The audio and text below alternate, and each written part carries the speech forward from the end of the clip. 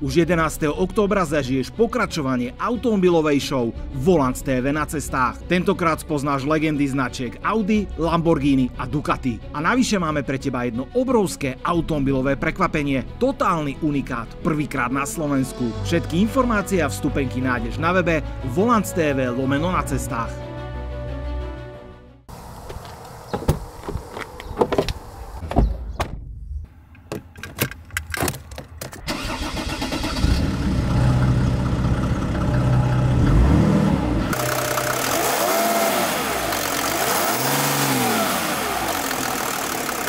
Veľmi často počúvam a vy isto tiež, že ten alebo ten motor je nesmrteľný. No ale dnes vám predstavím jeden taký, ktorý si skutočne tento prívlastok zaslúži. Jedná sa o legendárny agregát od Mercedesu so značením OM606, 3-litrový radový šesťvalec, ktorému navyše chutí nafta. Na druhú stranu ale, tak ako OM606 bola notoricky známa svojou dlhovekosťou, to isté sa žiaľ nedalo povedať o karosérii, do ktorej bola najmä montovaná. V tomto prípade je to trieda E generácie S210. Len nedávno som vám na Volant TV priniesol zdanlivo rovnaké auto s touto istou karosériou. Je tu však jeden veľmi podstatný rozdiel, pretože toto tu pred nami je najsilnejší dízlový variant v danej dobe.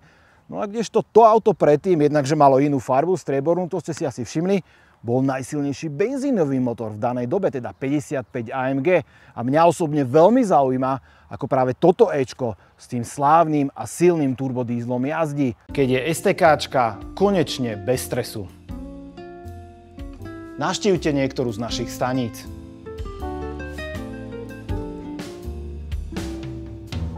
stkbezstresu.sk. No je toto možné? Ďalší? To by sa mu nestalo, keby nakupuje na filtre a oleje.sk. Dopraj aj ty svojej mašine len to najlepšie. Filtre a oleje.sk.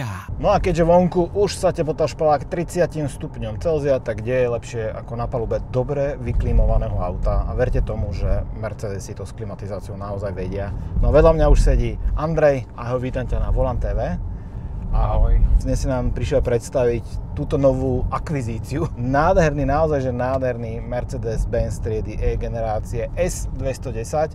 A mali sme aj zaujímavú debatu počas natáčania, že čo vlastne znamená to S-ko alebo to V-čko, že V210 a S210, tak S-ko znamená sedan a Včko vagón, a je to presne naopak. Áno, v realite je to naopak, čiže S210 nie je sedan, ale vagón, čiže presne tento kombík. Toto auto má teda niekoľko zaujímavostí. Ten motor už som vám ospevoval na začiatku a potom druhá zaujímavosť je napríklad ten modrý interiér. Ja väčšinou tie modré interiéry akože tak ofrflem, ale v tomto prípade mne sa to páči. Aj s tým lakovaním modrým, karosérie, aj ten modrý interiér, kde tí inžinieri alebo dizajneri Mercedesu išli až tak ďaleko, že modré tu máte napríklad aj tieto tesnenia okolo dverí. Modré tu máme pásy napríklad.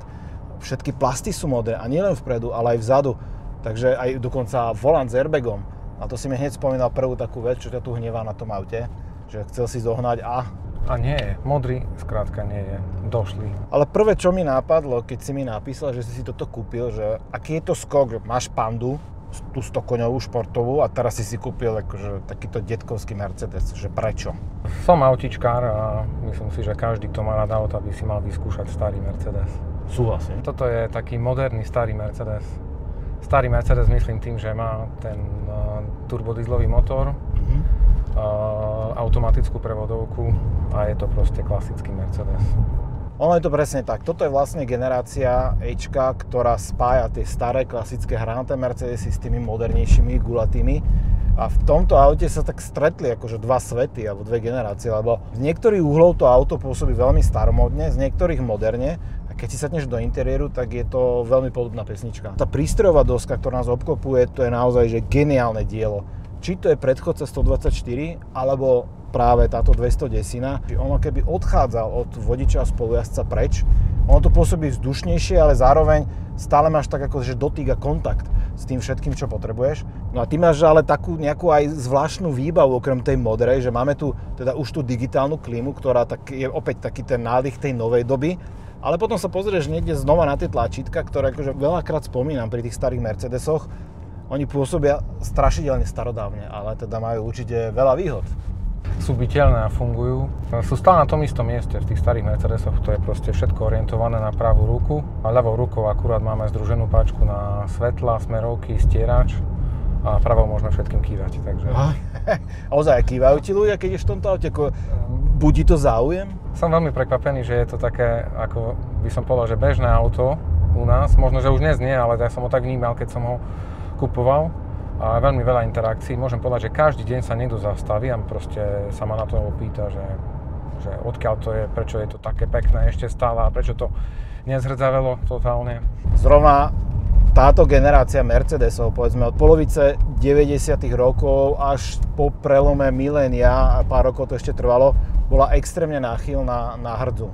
A práve preto aj možno ľudia tak reagujú na toto auto, že toto nemá nič hrdzavé na sebe. Takže natíska sa mi otázka, že vlastne odkiaľ je to dovezené tým pádom? Tak auto podľa VIN čísla bolo dodané do Talianska, v blízkosti Vatikánu predajcovi, ktorý dodnes funguje a predáva Mercedesy. A od roku 2002 je to na Slovensku, ale zjavne to niekto hýčkal v garáži a proste ho šetril. Si zaslúžil hýčkanie opateru, ako toto auto určite. No a potom ďalšia taká moja otázka je, že keď si to kúpil, čo si tam musel robiť? Čo boli také nedostatky tohto auta? Potrapilo ma riadenie. Toto auto má najazdených 250 000 km.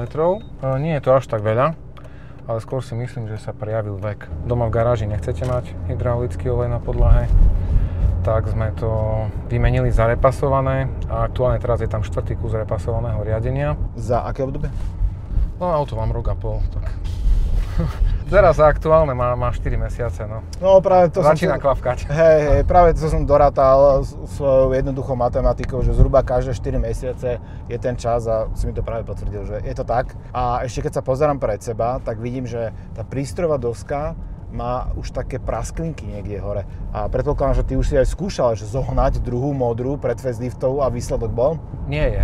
Minuli sa už skrátka. Pred faceliftové sú väčšinou všetky popraskané, čiže môžem kúpiť len v horšom stave. Po faceliftové modré sú, ale vraj sú inak montážne body a nedá sa to proste spárovať na spodok starej prístrojovej dosky. Čiže tuto nie som si úplne istý, ako by si to riešil, aby si trafil aj textúru, aj farbu. A jednu vec som si všimol zatiaľ, ak sa tu rozprávame. Pozerám ti na otáčkomer. Ten motor si tam buble, že 1300-1400 otáčok za minútu. Keď to naštartuješ, samozrejme počuješ to klo, klasický diesel. Ale počas jazdy, že absolútne. A teraz si môžeme vyskúšať aj tú akceleráciu, že ako sa to prejavuje.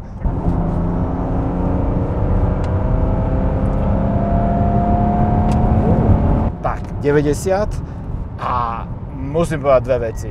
Prvá, klasický zvuk radového šesťvalca a druhá, že vôbec to nepripomína diesel v tých otáčkach. To kloktanie na voľnobehu sa úplne vytratí v tomto aute, ako hneď ak zavriete tie trezorové dvere a vydáte sa na cestu.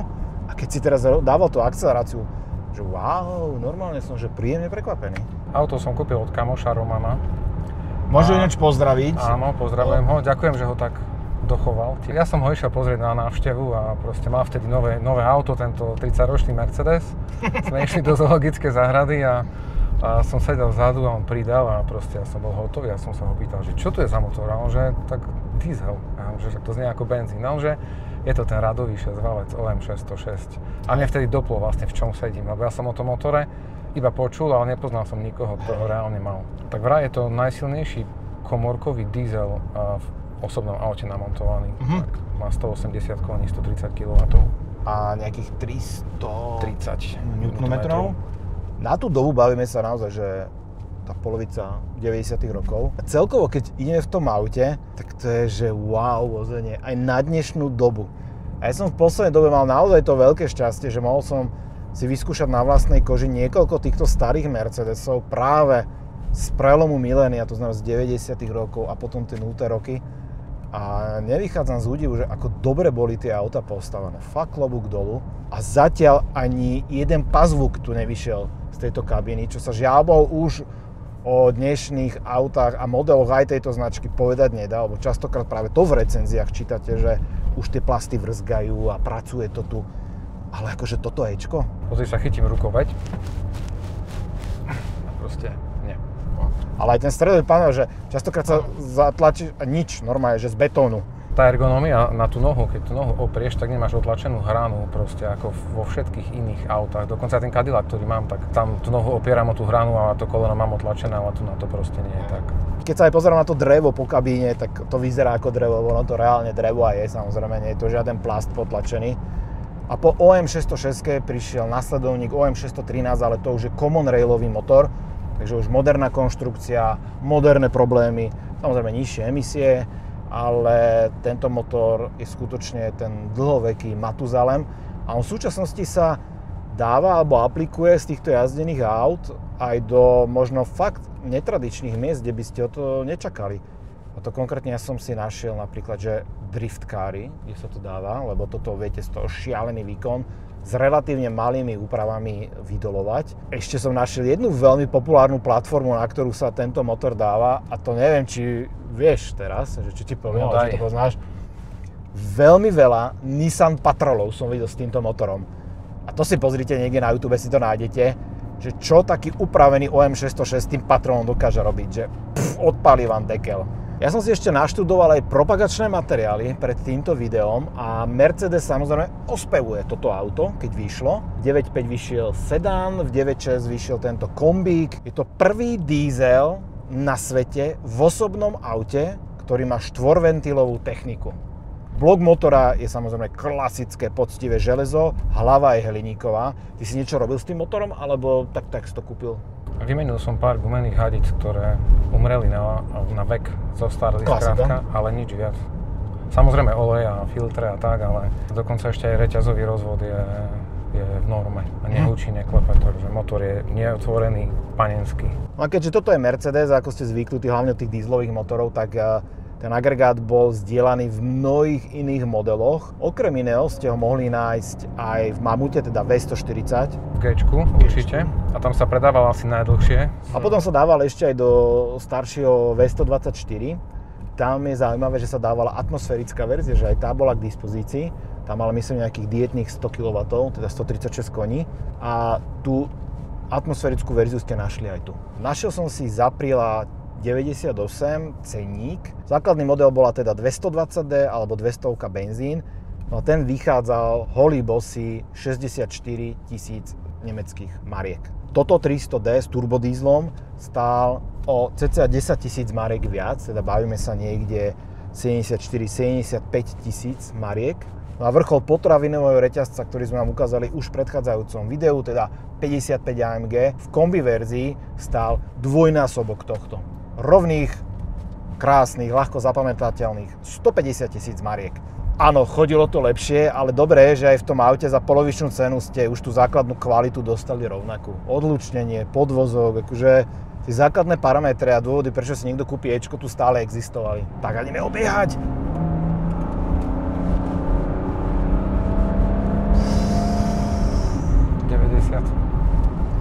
Akože super. Zaujímavé boli aj príplatkové možnosti. Ty tu máš napríklad Xenony? Áno. Toto je mimochodom spolu s V140 prvé auto na svete, ktoré Xenony malo. Ten príplatok na to, že to bola taká horúca novinka, vôbec nebol vysoký. Typneš si koľko? 2000 mariek? 1800. No. Celkom paleta bol ale príplatok za AMG Optik paket, to znamená, že nárazníky, prahy. Bolo to ale bez AMG kolies, tie boli zvlášť. Takže čo si myslíš, že čo stál na to ten AMG paket? Bavíme sa naozaj, že vizuálny optický paket. Neviem, 5000 mariek? 8000 mariek, čo akože už si zober, že to je 10% z ceny tohto auta. A úplne, čo mi odpálilo dekel, tak to bol príplatok za kožu. Tá základná, ktorú ste si mohli kúpiť, to boli asi len sedačky alebo nejaká polokoža, tá stála 3500 mariek. Ale ak si sa naozaj že utrhol z reťaze a dal si sem na želanie zvláštnu kožu, aj na sedačky, na boky, iný dekor, prístrojovky aj celého auta, tak tam si sa dokázal vyšplhať až na neuveriteľných, a teraz pozor, 22 000 mariek v tomto konkrétnom aute. Tak zober, že máš, ja neviem, základné Ečko za 60 a ty dáš tretinu auta len za kožené čalunenie. Poďme ešte k podvozku, ty tu máš aký? Môj kus je dizajnová línia Avantgarde a tá sa vyznačovala znížením zhruba o nejakých 2,5 cm, ale je sériové, čiže sú sériové pružiny, aj sériové tlmiče. Auto má nabehaných necelých 250 000 km podľa odometra a akože je to funkčné. A máš tu aj znižovanie, alebo teda dorovnávanie zadnej nápravy? Áno, čiže má to aj nivelizáciu zadnej nápravy, takže... A to ti tiež poviem, koľko sa priplácalo, 3 500 mariek. Toto je v súčasnosti asi tá najdostupnejšia cesta ku tým klasickým Mercedesom. Samozrejme, ak sa bavíme o tom, že chcete pojazdné auto, ktoré je servisovateľné a na ktorom sa dá bežne voziť, tak myslím si, že práve 210 je asi ten vstup, to sa asi zhodneme. Určite. Ty keď si zháňal na toto diely, bol s tým problém, alebo stále sa dá? Mechanické záležitosti okolo motora, náprav, všetko je k dispozícii, aj milión replík, teda aftermarketových dielov, ale stále aj priamo v Mercedese. Problém je s tými farebnými časťami interiéru, ktoré... Prístrojovka modrá. Áno, tesnenia okolo dverí. Toto, ak by som chcel riešiť, tak to už je taká vec, ktorá zabere veľa času. A peňazí. Ale to moc samozrejme. nebudeme šíriť túto informáciu. A ďalšia vec, ktorá mi úplne tak udrala do očí v rámci tých propagačných materiálov, že Mercedes sa vyslovene chválil tým, že iné prémiové autá, vôbec netuším, aké myslel, sú aj v nových generáciách stále rovnaké, že vlastne malé zmeny a toto, ale že toto Ečko 210 je úplne iné ako všetky predošlé. Vonkajším dizajnom určite áno a interiérom podľa mňa tento kus je proste starý Mercedes. Je tu odkaz na 124, to bez debaty. Tá prístrojovka je len tak ako faceliftovaná. Ale zase už 124 mala nádherný interiér a hlavne funkčný a kvalitný. V rámci tej výbavy ma zaujali ešte ďalšie informácie, napríklad systém ATS. To, čo dnes poznáme ako elektronickú náhradu samosvorného diferenciálu, to znamená, že hlavne v autách, ktoré už mali nejaký krútiaci moment, tak už ti dokázal ten systém pribrzďovať to koleso, ktoré malo menej trakcie vzadu. Tie top verzie, napríklad benzínová 420, už mala systém, ktorý dokázal aj modulovať dávkovanie výkonu priamo z motora, takže už spájal všetky tieto veci. No a už keď sme tak vychválili strašne toto auto, tak ešte by sme mohli povedať aj niečo z tej druhej strany. Mercedes pri tomto modelovom rade použil nové ekologické laky a takisto aj rôzne ekologické izolácie káblových zväzkov, ktoré po rokoch proste zoxidujú, zosušia sa. A niektoré auta majú problém s elektroinštaláciou, aj to moje malo. Takže no, treba to rozobrať, nájsť problém a proste nakablovať to. Takže toto auto predpokladám, že bolo celý čas garážované, tak tieto problémy nastali relatívne neskoro, ale dialo sa to o aut štandardne, ktoré mali 5-6 rokov. Toto má 27, okay. Takže... A povedzme si teraz niečo aj o tej prevádzke, najmä o tej spotrebe, pretože Mercedes sa hrdil aj tým, že toto je najúspornejší prémiový sedán v danej triede. A uvádzal tam také dve hodnoty. Priemernú spotrebu na úrovni 10 litrov a povedzme, že na diaľnici pri ustálenej rýchlosti 8. No a kde je realita? Toto auto nemá palubný počítač, takže ja tú spotrebu merám iba čisto dotankovaním stále a kilometrami. Toto auto jazdí reálne za spotrebu, ktorá začína stále 8. A je úplne jedno, či jazdím kľudne po meste, som kľudný šofér, alebo idem po okreske, alebo letím po diaľnici z Bratislavy do Košíc cez Nemecko 160, tak stále tá spotreba začína 8. No a ak by si ho predal predsa len, akože čo by ho mohlo nahradiť, že čo si vieš predstaviť ako náhradu to, lebo toto spĺňa toľko tých boxíkov, ktoré si vieš odškrtnúť, že nájsť nejakú relevantnú náhradu z danej doby to bude veľmi, veľmi ťažké. Ten dojem z 90-kového auta pri tomto aute mám. Uvažoval som pred nákupom tohto auta nad Volvom 940, 960, čiže zase ten veľký kombi, ktorý si aj ty mal na videu. Áno. Ale vyhral to mňa Mercedes a aktuálne by som ho asi nevymenil, pretože mi sadol, tak to poviem. Ja musím povedať, že práve to porovnanie s 940 alebo 960 je na mieste, jednak veľkosťou, možno aj postavením v rámci segmentu, aj cenou. Ale ten Mercedes po tých rokoch pôsobí na mňa ďaleko kvalitnejším dojmom. Akože úplne vo všetkom. Už len taká drobnosť, že na Volve sa ti rozpadávali tie ovládače a tuto nič také nevidím. No a ešte jedno auto v rámci Mercedesu, ktoré minimálne od Ačkových stĺpikov dopredu mi strašne pripomína práve 210, asi vieš, čo to je? CL-ka prvej generácie. Je to jedno z tých aut, ktoré presne pochádza z tejto doby, trpelo na rovnaké problémy, elektroinštalácia, hrdza a dnes vidieť prvú generáciu CL-káčka v takom peknom stave, ako je toto, tak to si myslím, že bude skôr dielo na Audi. Ale pri tomto aute, samozrejme, už sme to aj načrtli, treba spomenúť aj bezpečnosť, pretože to je oblasť, ktorej Mercedes vždy dominoval, bol jedným z priekopníkov. Jednak ste tu mali na palube už množstvo airbagov, neskôr teda aj stabilizačný systém, protipreklzový systém. Už tu aj bola plánovaná tá deformačná zóna, napríklad pri čelnom náraze. Tu bol pripravený spodok karosérie tak, že sa vlastne utrhol a motor išiel mimo kabínu. Bola 210 pre teba také plagátové auto? Akože sníval si o tom, že kúpim si raz takéto okaté niečo?